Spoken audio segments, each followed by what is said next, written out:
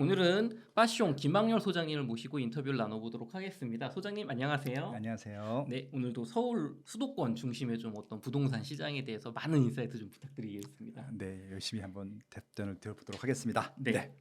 소장님, 서울 아파트 전세값이 59주 연속 상승. 네. 매매 가격이 19주 연속 상승 뉴스가 나오면서 언론 분위기가 좀 몇 달 사이에 엄청나게 좀 바뀐 것 같다, 뭐 그런 생각이 듭니다. 네. 요즘 좀 서울시장 상황 좀 어떤가요? 지금 말씀하신 대로 전세가가 한 1년 2개월 정도 올랐고요. 그러니까 작년까지는 오른다 하는 지역들이 있었는데 역전세 문제도 있고 전세가 이렇게 피부적으로 와닿지는 않았거든요. 상승 부분들이. 근데 지금은 서울의 이제 상위권 지역은 물론이고 중위권, 하위권 지역에서도 좀 인기 있는 아파트들은 전세가가 올랐기 때문에 네. 일단 실거주 하시는 분들도 올랐다는 생각들이 좀 하시는 것 같아요.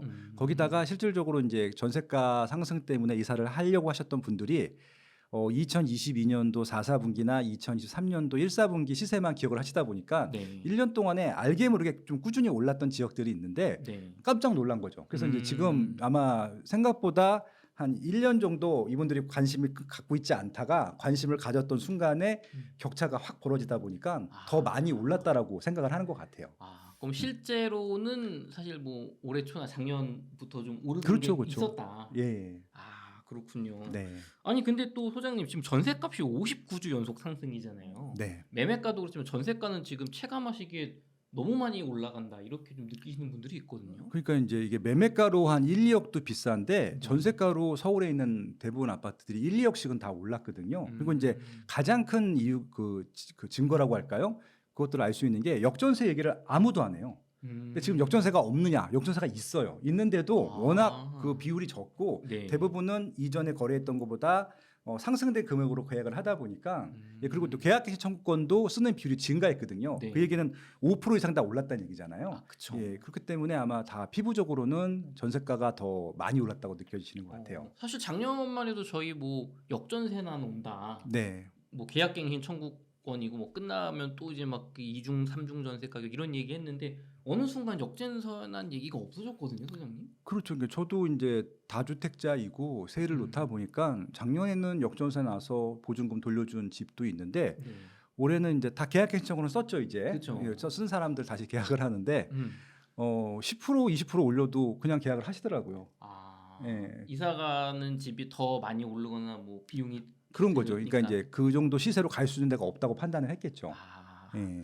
생각보다 시장은 좀 뜨거운 것 같습니다. 네네. 그럼 많은 분들은 이제 시장 사이클을 이야기하면서 보통 뭐 하락장 아니면 뭐 상승장 이렇게 나누고 네. 주로 저희가 어떤 가격을 산정할 때 언론들이 특히 그런데 21년 고점 대비 뭐 90% 회복, 그렇죠, 그렇죠. 아니면 뭐 강남은 전고점 돌파 이렇게 이야기를 하는데 네. 소장님은 조금 다르게 보시는 것 같습니다. 이 부분에 대해서. 그러니까 이제 저도 시황을 분석을 해드리기 있긴 한데 제가 시황을 분석하는 이유는 딱 하나예요. 결론부터 말씀드리면 시황을 보지 말자는 말씀을 드리고 싶은 것들이고 하도 주 단위로 얘기를 하다 보니까 네. 이게 주식은 매일매일 주가가 등락이 있고 매일매일 거래량이 굉장히 많기 때문에 매일매일 분석해야 되는 게 맞거든요. 근데 부동산은 이게 한번 매수하게 되면은 바로 파는 경우들은 거의 없어서 여러분들은 이제 시황을 보더라도 내가 사서 매도를 언제쯤 하는지를 보고 중간중간 시황을 안 봐도 된다는 생각을 가지시라고 제가 일단 시황 분석을 말씀을 드리는 겁니다. 그래서 제가 좀 다른 것들은 뭐냐면은 결국은 저는 이제 매매 사이클, 그러니까 이게 시황 사이클이 아니에요. 내가 일단 집을 사면 언제 파느냐 가지고 한번 따져보셨으면 좋겠는데, 주거 실태 조사라고 하는 게 있어요. 국토교통부에서 매년 조사를 하는. 거기 보면 정확히 나오는데 작년 조사 기준으로 10.8년, 그러니까 11년 보시면 될 것 같아. 집을 사신 분들은요, 11년 후에 팔아요. 그러니까 자가로. 예. 그러면은 지금 집은 사지만 한 10년 정도 동안에 등락은 신경 안 쓰셔도 될 것 같고 10년 후에 올라갈 만한 집을 사면 되는 거잖아요. 예. 그런 관점으로 보자는 얘기죠. 그래서 이게 단기에 집중하게 되면요. 뭐가 문제가 생기냐면은 자꾸 최저점에 살려고 해요. 그렇죠. 싸게 사고 싶으니까. 예. 그리고 내가 샀는데 가격이 빠지면은 막 뭐 이상하게 막 머리 쥐어뜯고 이러시는 분들이 있는데 기분 나쁘죠. 어차피 안 팔 거잖아. 그러니까 마음 편히 가지시란 말씀이고요.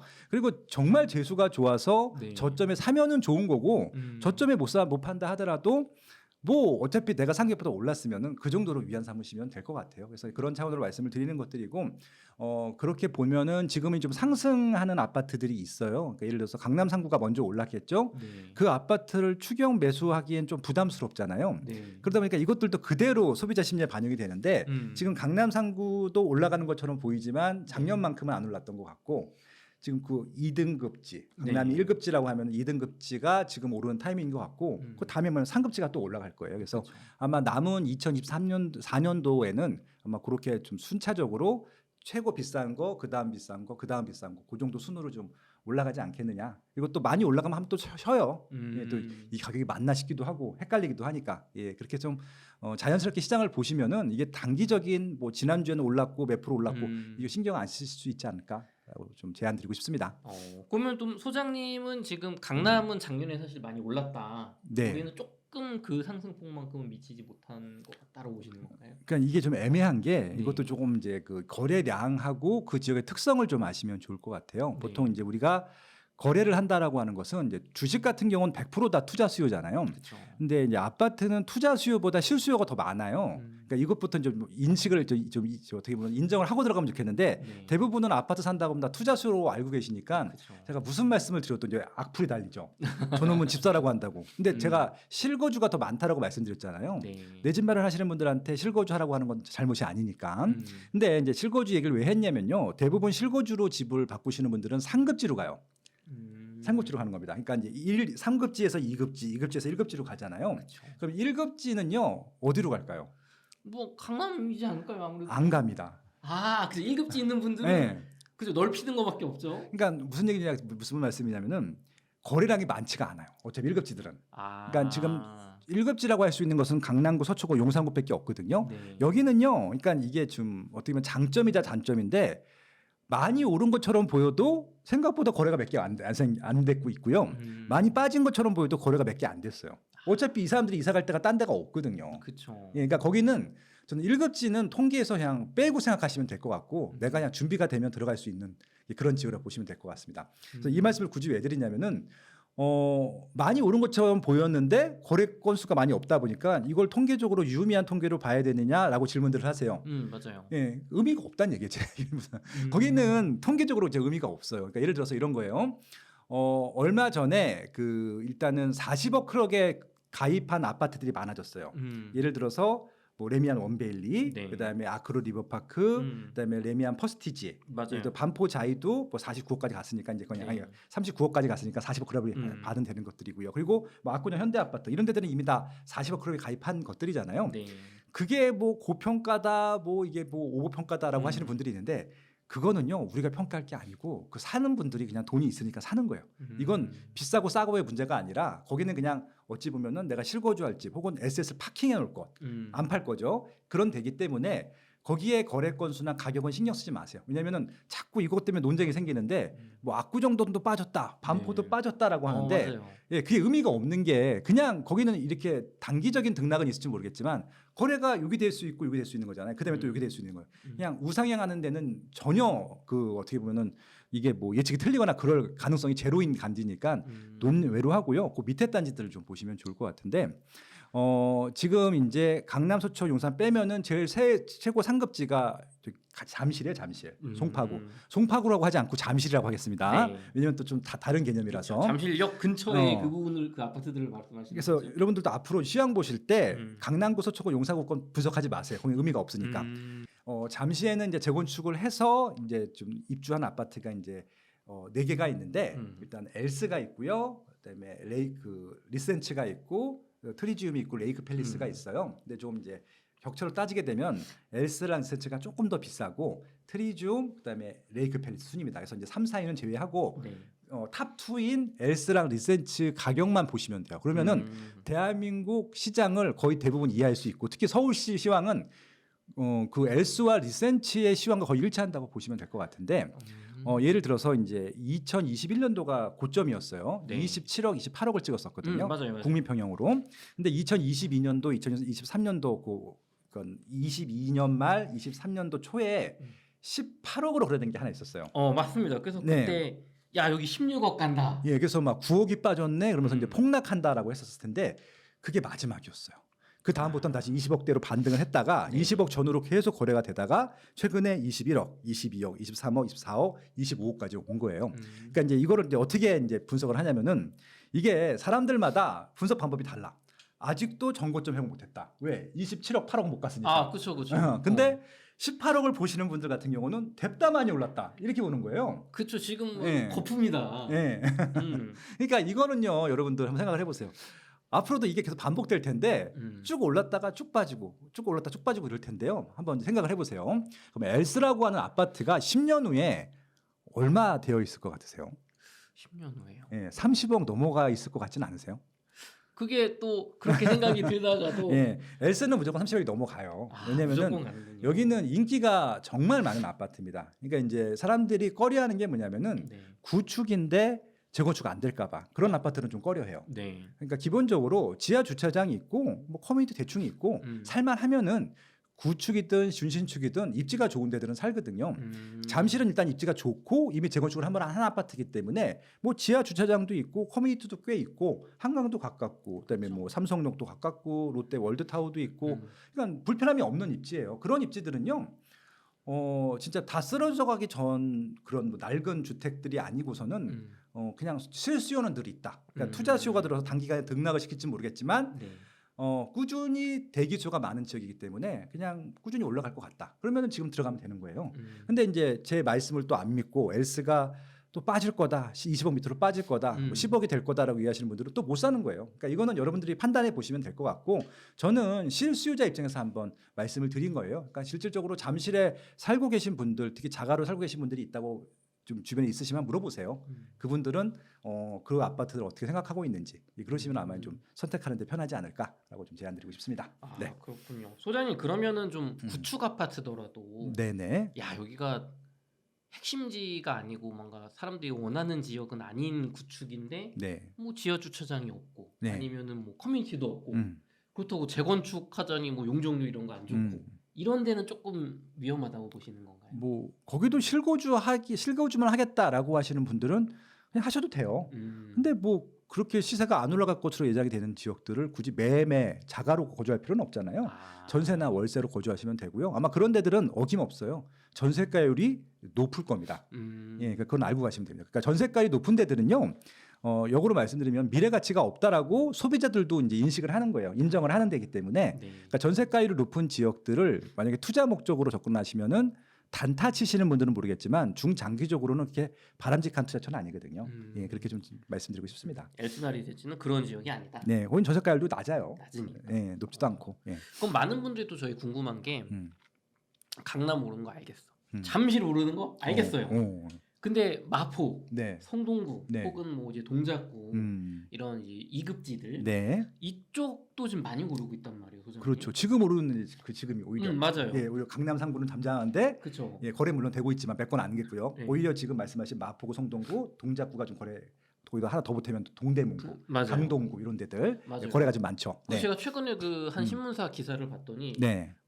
조선일보였던 것 같은데 문재인 정부 초기에 네. 패닉 바잉 시기와 지금 흡사하다 이런 기사가 좀 굉장히 자극적으로 나오고 지금 많은 분들이 그쵸. 야 진짜 그러면 강남 오르고 뭐 마포 용산 성동구 오르고 뭐 네. 강동구 오르고 번져나가는 그 순환 매장 오는 거 아니냐 네. 혹 이런 걱정이 있거든요. 진짜 그렇게 될까요? 이제 제가 이제 이 말씀을 드리면 또 이제 또 저를 또 잘 저의 채널을 보셨거나 하신 분들이 좀 의아하실 텐데 요즘 이제 제가 댓글을 받는 것 중에 하나가 뭐냐면은 빠시용님 왜 이렇게 약해지셨어요 이렇게 말씀을 하세요. 그래서 왜 그러세요 그랬더니 대세 상승 뭐 이런 얘기를 안 하신다는 거예요. 그래서 근데 저는 원래 그런 얘기 안 했어요. 말씀드리지만 이제 어떤 말씀이냐면요. 2021년도 패닉 바잉이라고 하면은 일단 그때도 저는 패닉 바잉이라는 말을 좋아하지는 않는데 2021년 장이랑 다른 거 하나 딱 말씀드릴게요. 그러니까 정확히 2020년, 2021년 그 장이랑 다른 점인데 그때는 다 샀어요. 그러니까 모든 부동산을 다 샀어요. 살 수만 있으면. 비싼 거, 중간 가격, 싼 거, 아파트가 살수록 다주택자 규제 때문에 못 사게 하니까 다세대 빌라도 주택이라고 또 규제하니까 주거용 오피스텔, 주거용 오피스텔도 규제하니까 그냥 오피스텔, 그다음에 맞아요. 생활형 숙박시설, 지식산업센터, 상가, 토지, 아무튼 부동산이라고 할 수 있는 건 다 샀어요. 예, 투자층들이 다 올랐어요. 맞아요. 저는 그게 오히려 이제 그 기자분이 말씀하신 패닉 바잉 장이고 대세 상승장이라고 생각을 합니다. 근데 지금 한번 보세요. 일단은 생활 주방 시설 날라갔죠. 그렇죠. 오피스텔도 지금 그렇게 좋은 편은 아니죠. 지사는 지금 말도 아무도 안 꺼내고 있고요. 그쵸. 아시다시피 다세대 빌라는 지금 전세 사기 문제 때문에 다들 좀 금기시하는 용어가 돼버렸고 맞아요. 지금 아파트만 오르고 있는데 아파트도 다 올라가는 시장 아니라고 말씀드렸잖아요. 1급지 작년부터 2급지가 작년 말 올 초까지 지금 3급지까지 2급지 3급지 좀 넘어가는 그 상황이고요. 네. 아마 4급지 5급지까지 갈지는 좀 지켜봐야 되는 상황이기 때문에 2021년도 그 장과 비교하기에는 너무 부족한 게 많고요. 지금은 이제 한번 크게 딘 지역이 그 경험한 게 2, 3년밖에 안 됐어요. 그것들을 다 갖고 있거든요. 그래서 네. 지금 어설프게 투자를 하거나 그럴 수도 없고 취득세 중과라든지 대출 규제가 여전히 남아 있어요. 그래서 그때처럼 이렇게 풍부한 유동성이 있는 것도 아니고 그때는 뭐 코인도 잘 되고 주식도 잘 됐었잖아요. 맞아요. 돈이 없어 지금. 돈이 예. 유동성이 넘쳐 왔죠. 그러니까 2020년도에 코인하고 주식이 확 잘 됐기 때문에 그 돈이 또 부동산 시장에 들어온 것도 있었거든요. 근데 지금은 또 그런 장은 아니에요. 그래서 지금 뭘 보면 또 아냐면은 DSR 9월 때부터 줄인다고 하는데 네. 그것 때문에 지금 미리 대출 받으신 분 돈이 없다는 얘기거든요. 그 얘기는 결국은. 그래서 음. 지금은 그렇게 좀 과열될 만한 양상은 아니다. 예, 그렇게 말씀드리고 싶네요. 의외입니다. 빠숑님 저는 사실은 네. 요즘 집값이 많이 오르다 보니까 네. 오늘 2급지에서 3급지, 4급지, 5급지로 이제 번져간다 이런 말씀 혹시 하시지 않을까 생각했거든요. 저는 그렇게 말씀드린 적은 단 한 번도 없어요. 맞아요. 네, 왜냐하면은 지금은 선별적으로 오르는 시장이 맞고요.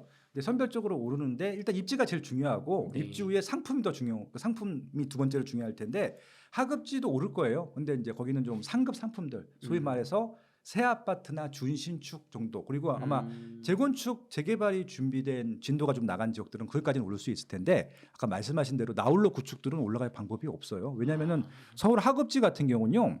뭐 때문에 못 올라가냐면은 경기도한테 져요. 예, 경기도에도 지금 좋은 물건들이 많거든요. 네. 오히려 서울 하급지의 나홀로 구축이 올라가기보다는 경기도 상급지나 경기도의 신축들이 올라갈 가능성이 높은 거죠. 그러니까 그렇게 좀 비교를 해보시면 좋을 것 같습니다. 소장님 그럼 또 이제 많은 분들이 음. 1급지나 2급지 많이 올라서 비싸서 못 살 것 같은데 네. 제가 뭐 한 9억 이하 정도로 오. 이 정도로 뭐 또 뭐 신혼 그 맞벌이 같은 경우 6억 정도까지 또 보금자 이론 이런 거 이용할 수 있잖아요. 네, 그럼요. 이런 분들이 뭐 서울의 이제 외곽이나 경기도에 그런 내 집 마련을 좀 요즘 고민 중이신 것 같아요. 왜냐면 자꾸 오른다고 하니까. 네. 그럼 이분들은 지금 좀 내 집 마련을 해야 될지 네. 아니면 좀 더 기다리는 게 좋을지 네. 아니면 예를 들면 뭐 청약을 좀 노려볼 수도 있고 1, 2년. 그러니까 지금 시점에 내 집 마련을 하는 게 좀 서두르는 게 좋다. 혹은 네. 기다리는 게 좋다. 좀 어떤 조언 드릴 수 있을까요? 그러니까 이거는 뭐 제가 매번 답변 드리는 답변이고요. 예, 그냥 바로 하세요, 그거는. 바로 해라. 예, 왜냐면 9억이나 있는데 그 돈 가지고 왜 집을 안 사고 계셨어요? 예, 9억 정도의 유동성을 만들 정도면은 벌써 사셨어야 되는 게 맞는 것들이고요. 네. 9억이 안 돼도 하세요. 경기도권 가면은 뭐 5억 미만으로도 살 수 있는 게 꽤 많거든요. 네. 예, 대출 없이도 새 아파트인데. 그래서 그런 것들은 내 집 마련 하시고 빨리 갈아타기를 하세요. 그러니까 이게 청약을 노리신다고 하시는 분들도 있는데 가점이 낮으면은 청약으로 노릴 수 있는 게 별로 없어요. 그러니까 그거는 그냥 취미로 줍줍이나 이런 거 하시면 될 것 같고. 근데 이런 분들은 기다리셔야죠. 내가 가점이 진짜 높아. 네. 그럼 내가 원하는 아파트 나올 때까지 기다릴 필요가 있죠. 그럼 그러니까 분양이 청약이 예정되어 있는데 내가 가점이 한 80점이야. 그럼 네. 무조건 기다려야죠. 아마 가점 70점 이상 통장들 있잖아요. 서울에서. 그거 20억짜리예요. 가치로 야. 따지게 되면. 그러니까 20억 로또 아파트를 당첨될 수 있는 그런 가치가 있는 것들이기 때문에 그런 것들은 청약으로 하시는 게 맞는데 특히 신혼부부들 있잖아요. 그리고 나이가 30대 이하 분들 같은 경우는 30대 그러니까 40살 이하겠죠. 네. 그런 분들은 그냥 빨리 내 집 마련하시고 최대한 빨리 상급지로 갈아타시는 게 가장 좋은 전략이다. 그렇게 좀 말씀드리고 싶습니다. 네. 그럼 애매한 가점은 어떻게 하면 될까요? 저희 막 56점, 58점 막 이런 분들. 그러니까 이 50점 같은 경우는 서울은 좀 힘들어요. 예, 그러니까 만약에 경기도에 괜찮은 것들은 당첨될 가능성이 있고 지역을 바꾸는 것도 좀 괜찮을 것 같은데. 차라리 그럼 경기도에 완전 신축 좋은 입지도 그쵸, 한번 그쵸. 생각해봐라. 그럼요. 뭐 솔직히 과천, 성남 이런 데는 너무 좋은 데거든요. 하남도 그렇고 광명도 그렇고 네. 예, 그런 것들도 저는 괜찮다고 생각을 합니다. 그리고 요즘은요. 가끔 가다가 괜찮은 것들인데 좀 비싸 보여서 미분양 나오는 것들이 있는데 네. 그런 거 하셔도 나쁘진 않을 것 같아요. 광명이 그렇지 않나요? 네, 광명 다 끝났어요. 음. 예, 지금 이제 2구역 광명 뉴타운 2구역, 5구역이 미분양이 좀 있었었는데 네. 그거 다 지난주에 다 끝났어요. 지난주에 이게 다 해소가 됐군요. 예, 그러니까 이게 제가 봐도 싸진 않아요. 왜냐면 저 가격이면은 철산동 재건축을 가지 저걸 왜 갈까라고 했는데, 네. 근데 뭐 어차피 이쪽은 더 올랐겠죠. 그러니까 글로 음. 가셨겠죠. 예, 그런 겁니다. 그래서 광명, 뭐 하남, 성남, 과천 뭐 이런 데들 있잖아요. 좀 뭐 네. 고양시도 괜찮고 구리 음. 뭐 이런데 서울에 딱 붙어 있는 지역들 있잖아요. 네. 거기는 새 아파트는 그냥 무조건 괜찮다고 봐요, 저는. 네. 무조건 괜찮다. 그 정도 네. 때는. 네. 그러면은 또 요즘 거래량 얘기 잠깐 해볼게요, 네. 소장님. 네. 4월에 서울 아파트 거래량이 4천 건을 넘어섰다고 했을 때, 네. 이거 아직 거래량이 부족해서 이렇게 상승이 번지지 않을 거다. 음. 이런 얘기 많았는데 지금 5월, 6월 거래량은 좀 어떻게 되고 있나요? 지금이 녹화를 하고 있는 시점이 7월이기 때문에 7월에는 6월 거래량을 지금 계산을 하고 있는 예, 겁니다. 집계 중이죠. 한 달 동안 집계를 해야 되기 때문에 6월 30일이 돼야지 6월 거래량이 딱 나와요. 그러니까 네. 지금은 우리가 확실히 알 수 있는 것은 5월, 네. 5월까지 알 수 있는 겁니다. 일단 5월은 5천 건 정도 나올 것 같고요. 음. 6월은 7천 건 나올 것 같아요. 왜냐하면 지금 아직도 반이 남았는데 그쵸. 7월에 이미 맞아요. 5천 건이 넘었잖아요. 5천 건이 지금 넘었나요? 예, 벌써? 그러니까 이제 그러니까 이거는 아직 확정된 건 아니지만 취소할 수도 있으니까. 그쵸. 근데 취소를 몇 명을 하겠습니까? 그러니까 그쵸. 지금 반 정도 됐는데 5천 건 넘었으면 이거는 6천 건은 무조건 넘어갈 것 같고, 네. 잘하면 7천 건도 넘어갈 수 있는 것들이거든요. 기준을 제가 이 방송 나와서 몇 번 말씀을 드렸는데, 서울에 지난 2006년도부터 이 거래량이 이제 카운팅이 되기 시작했는데, 우리가 통계로 알 수 있는 게 네.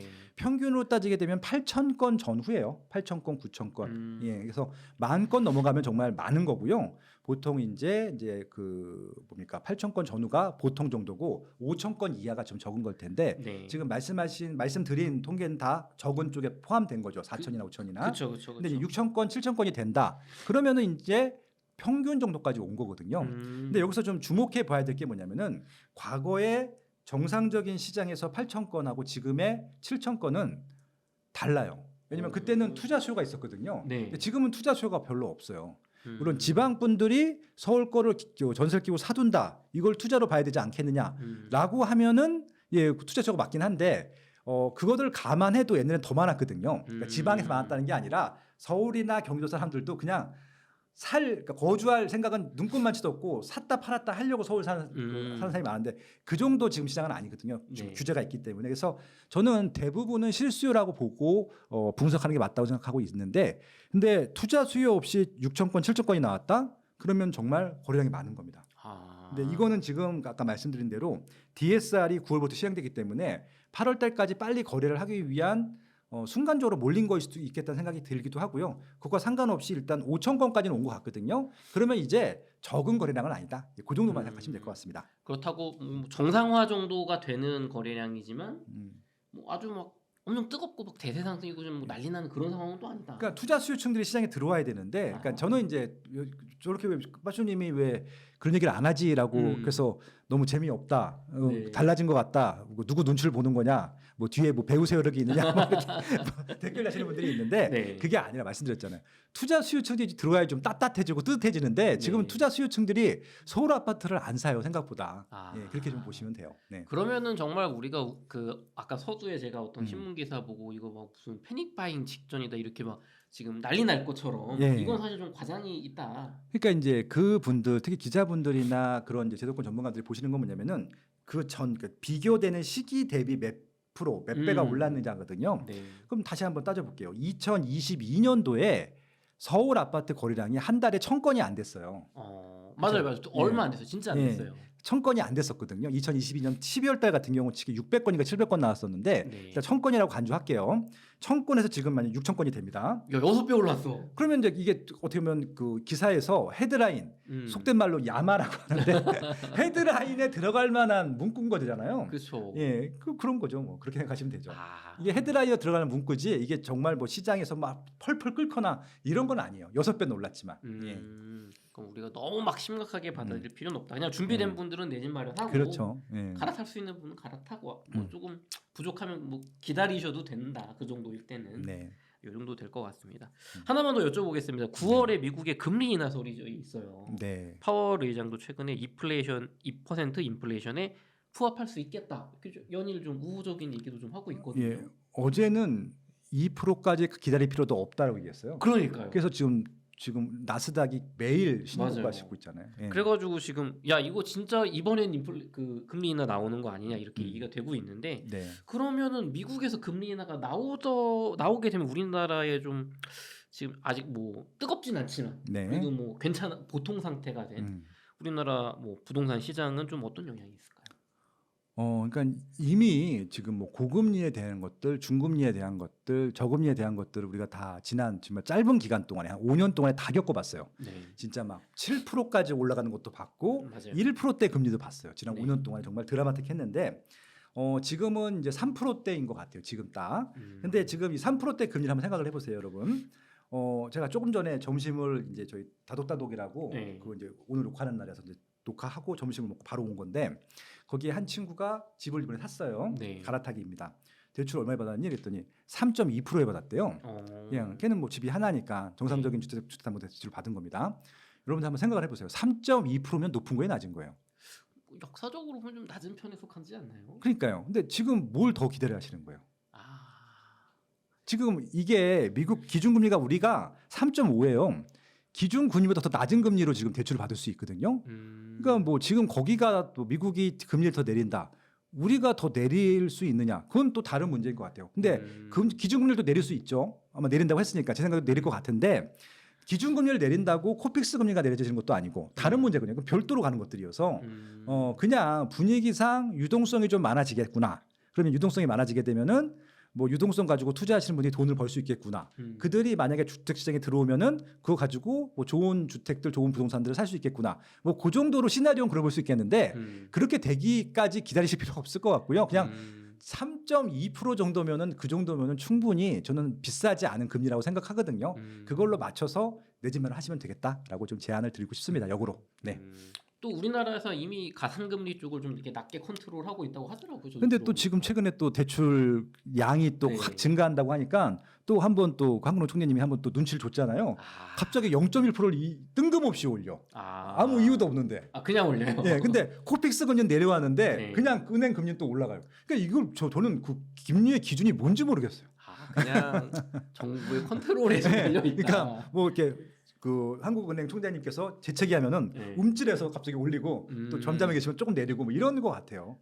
그렇군요. 그러면은 이게 금리 인하가 나와서 어차피 내려갈 수 있는 폭도 적고 예. 괜히 또 대출 규제 나와가지고 올라갈 수 있으니까 차라리 지금 준비된 분 지금 해라. 그리고 또 DSR이 또 줄잖아요. 네. 지금 또 9월달에 줄고 내년에 또 줄어요. 그러니까 오히려 조금 대출 폭이 좀 더 많을 때 받아두는 게 더 낫지 않겠느냐. 그것도 좀 하나 좀 참고하시면 좋을 것 같습니다. 그래서 제가 이제 스마트튜브 경제 아카데미라고 이제 강의 사이트들도 운영을 하는데, 그러니까 부동산의 거의 모든 분야의 강의가 있는데 지금 제일 인기 있는 강의가 뭔지 아세요? 그래요. 뭐 어디 입지가 좋냐 이런 거 아닌가요? 아니, 그건 대부분 사람들이 다 알아요. 다 알아요 이제. 대출 강의예요. 대출 강의. 대출 강의는요 1초 컷이에요. 네. 진짜요? 예. 열자마자 그냥 매진. 네. 근데 이제 이게 조금 민감한 문제가 있기 때문에 온라인으로 못하고 또 오프라인으로 합니다. 불법 탈법 그런 얘기 하는 게 아니라 이 대출 상품이라고 하는 게 다 팔리면 더 못 파는 것들이 있어요. 그래서 그냥 그거는 그걸로 끝나는. 그래서 이제 그리고 그거 1초 컷인데 그것만 보더라도 이분들이 자금이 지금 살 것들은 많은데 네. 자금이 조금 부족하구나 그런 느낌을 받았어요. 네. 야 이거 되게 현실적인 말씀이시죠. 예, 그러니까 어떻게 보면은 대출 상담사분들이나 대출 해주시는 분들 주변에 알고 있으면요, 그분들이 오히려 지금 시장을 가장 정확히 알 수 있을 것 같아요. 네, 맞습니다. 저 한 3, 4개월 전에 그 대출 상담사분 만났는데 요즘 신용대출 되게 많이 늘었다. 아니면 아파트 담보대출 늘었다. 그래서 그렇죠. 집 사느라고 그런 거였더니 아니요, 다들 비트코인 투자해요. 그랬거든요. 근데 그때 3, 4월에 비트코인 이렇게 올라갔거든요. 1억 넘었었잖아요. 그러니까요. 네. 근데 그때 그러니까 6천에서 한 1억을 한 2달 사이에 올랐거든요. 네. 그러니까 말씀하신 것처럼 대출 상담사분들이 주로 어떤 쪽에 지금 대출을 나가고 있느냐. 정말 찐 정보인 것 같습니다. 그래도 그 트럼프가 총 맞은 다음에 네. 또 비트코인 쭉 올라가대요. 그렇죠. 예. 그렇죠. 야, 비트코인 시장도 참 다이나믹합니다. 예, 그래서 이 트럼프의 T자가 있어서 네. T자 붙은 건 다 올라간다고 하는 건 짤도 있던데. 그럼 트리지움 올라가나요? 알겠습니다. 선생님 2부도 이어서 하겠습니다. 예.